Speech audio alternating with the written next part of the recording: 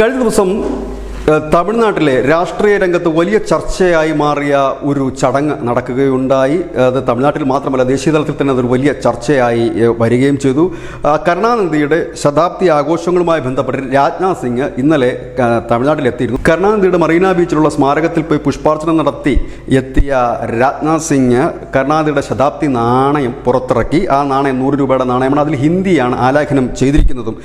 DMKയുടെ വളരെ കാലമായിട്ടുള്ള ഒരു ആവശ്യമായിരുന്നു കരുണാനിധിയുടെ പേരിലുള്ള നാണയം. ഏതായാലും അപ്രതീക്ഷിതമായിട്ടാണ് ഈ കേന്ദ്ര സർക്കാർ ഈ നാണയം ഈ ശതാബ്ദി വർഷത്തിൽ തന്നെ പുറത്ത് ഇറക്കുന്നത്. ഏതായാലും ആ വേദിയിൽ രാജ്നാഥ് സിംഗ് കരുണാനിധിയെ വളരെ പുകഴ്ത്തുകയും മുന്നണി രാഷ്ട്രീയത്തിൽ തന്ത്രങ്ങൾ അറിയാവുന്നതും കെട്ടുറപ്പോടെ മുന്നണിയെ കൊണ്ടുപോകുന്ന വ്യക്തിയുമായിരുന്നു കരുണാനിധി എന്നൊക്കെ വളരെ പുകഴ്ത്തി സംസാരിക്കുകയും ചെയ്തു.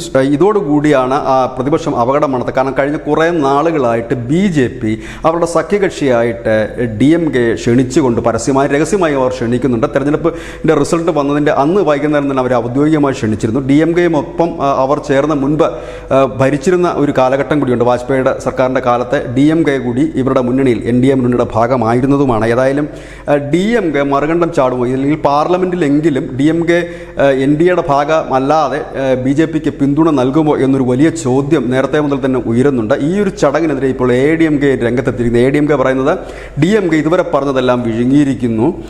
ഹിന്ദിക്കെതിരെ അവർ നടത്തിയ പ്രക്ഷോഭങ്ങൾ വെറുതെ ആയിരുന്നു. കാരണം ഇപ്പോൾ നാണയം ഹിന്ദിയിലാണ് ആലേഖനം ചെയ്തിരിക്കുന്നത് എന്ന് പറയുന്നു. ഏതായാലും ഒരു പുതിയ കൂടിക്കാഴ്ച എന്ന രീതിയിലാണ് പല മാധ്യമങ്ങളും ഇതിനെ റിപ്പോർട്ട് ചെയ്യുന്നത്.